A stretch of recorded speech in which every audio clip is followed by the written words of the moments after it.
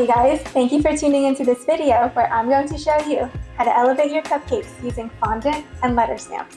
This is a perfect way to customize your cupcakes for your next event, adding that special touch to your dessert table. I'll walk you through how I prep my cupcakes and how to achieve this beautiful look. All the tools I'm using in this video will be left in the description box below. If you're new here, hit that subscribe button. I post new videos every week.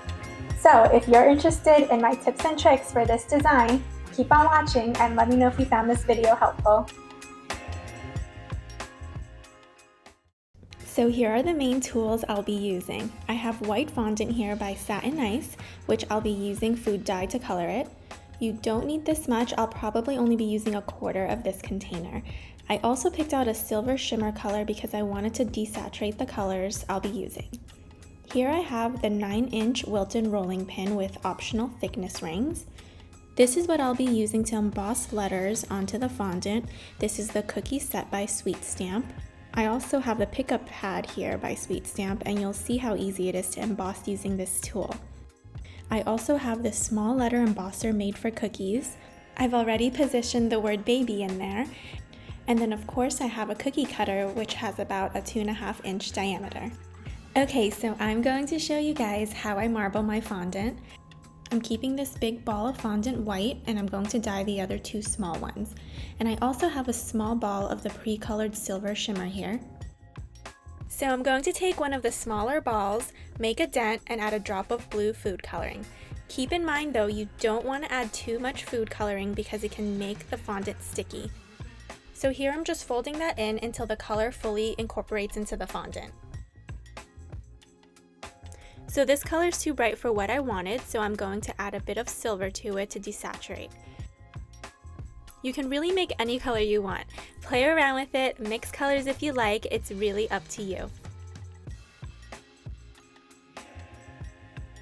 Okay, so I'm really liking this color, so once you're satisfied with the color you have, you can form it into a little log and set that aside.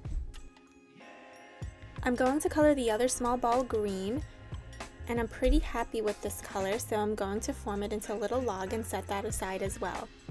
Here I'm making another log with the white fondant. I'm also going to make one more, mixing it with a little silver. You really just want to make little fondant logs of the colors you want for your marble design. Okay, so the next step is to roll them into long ropes, sticking them together like this.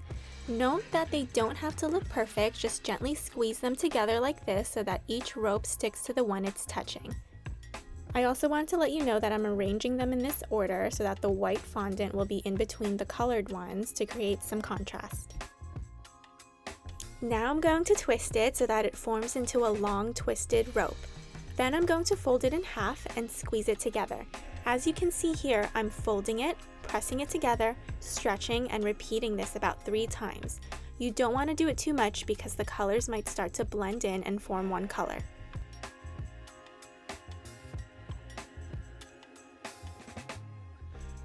Okay, so I'm cutting this in half and you can already see some of the marbling effect. This is optional, but if you want to be absolutely precise, you can use the thickness rings to form an even thickness for your fondant. I ended up taking them off later, so it's really up to you if you want to use them or not.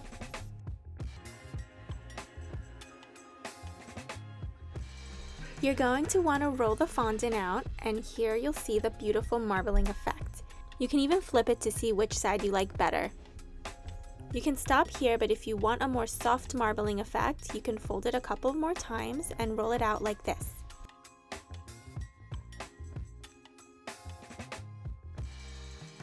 Okay, so now I'm going to emboss and cut it out directly on this piece, and here I'm just making sure I can fit 3 cutouts. Alright, so I have my embosser here with the word baby, and I'm going to lightly press it in. You don't want to press too hard or it will leave a dent of the border of the embosser tool.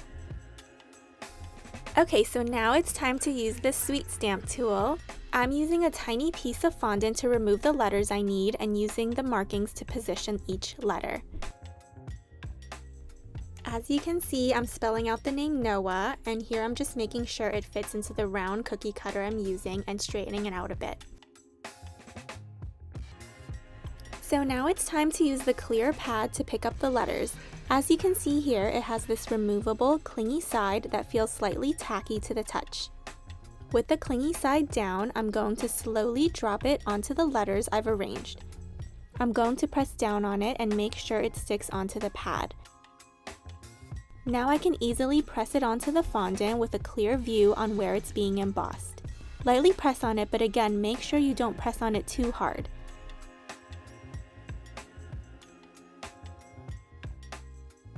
Now I'm using my cookie cutter to cut out a circle centering the letters I've embossed. I'm going to set those aside, and now I'm just going to roll out more fondant and repeat the same steps until I have about 15 embossed circles. I only need 12, but I like to create a few extra just in case.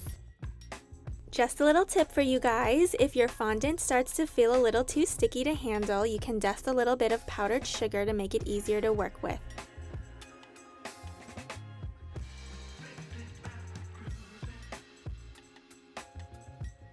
This is the color and marbling I envisioned for these, so I'm very happy with it so far.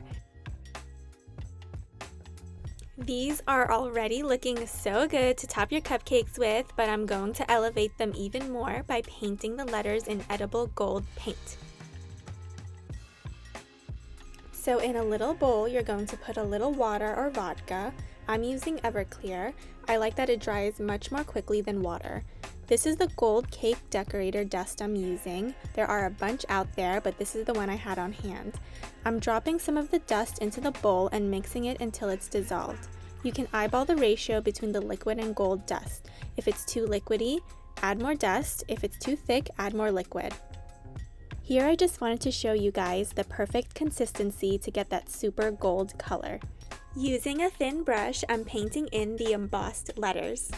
Speeding this clip up 4 times the speed, but as you can imagine, you need to have some patience with this.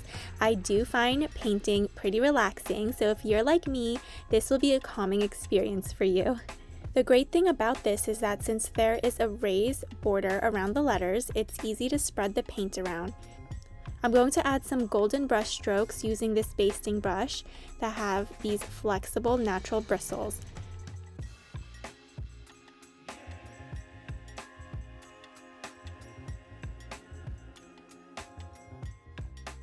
Then I'm going to finish these off by sticking some of these edible star-shaped glitter by Wilton. These toppers are now all ready for my cupcakes. If you are making these ahead of time, be sure to store them in a container with parchment paper in between if you're going to stack them. Keep in mind that fondant gets harder as it's exposed to air. Really quick tip guys, I'm going to show you how I prep my cupcakes. I made a quick simple syrup, which is just equal parts water and sugar, and I brought it to a boil for 2 minutes. Doing this helps with moisture retention, enhances the flavor and texture. These cupcakes were previously frozen and I defrosted them overnight. And if you saw my vanilla cupcake recipe video, you know that I like to have some room on top to create a flat canvas for decorating. So now that all my cupcakes are ready to be decorated, I'm just going to pop them in the fridge for a few minutes so that the frosting can harden a bit. In the meantime, I'm going to prep my favorite cupcake wrappers, and then I'm going to just drop them into the cupcake box so I can decorate them from there.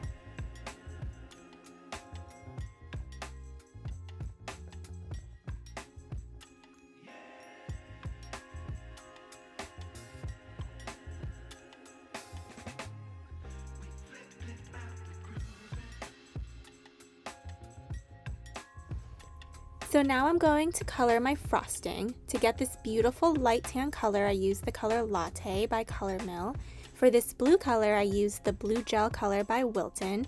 And for this light green color, I use the color Moss by Satin Ice. Here I'm taking a tall cup and placing the piping bag with the Wilton 2D tip, and I'm mixing 2 colors together. For the other piping tips, I'm adding 1 color in each.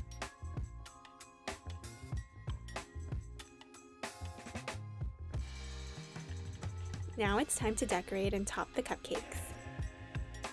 Okay, so I'm starting off with the piping bag with the 2D tip and just creating a swirl onto each one. Then I'm going to simply squeeze and pull away onto random spots. Next, I'm going to do the same thing with the number 32 open star tip. Again, I'm just placing these at random spots, whatever looks and feels good to me. You want to make sure that you don't use up all your frosting just yet because you'll need some to finalize the look. Next, I'm going to take my fondant cutouts and I'm going to place them on every other cupcake. And then now I'm going to continue using my piping bags to fill in more of the blank areas. Also finishing the piping design with the drop flower tip. I'm going to finish these off with my favorite gold sprinkles. These are gold 2mm dragees. Use any sprinkles you like. I love these because they just elevate the overall look.